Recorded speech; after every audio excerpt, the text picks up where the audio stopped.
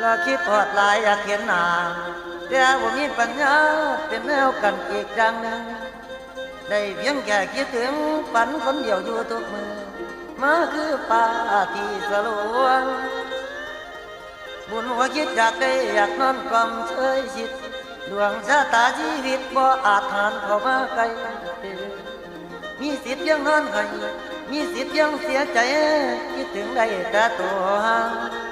เป็นความฝันเอินลางคิดจะได้แห่งเปื้อละเมื่อบานวางไว้ได้เดินยัง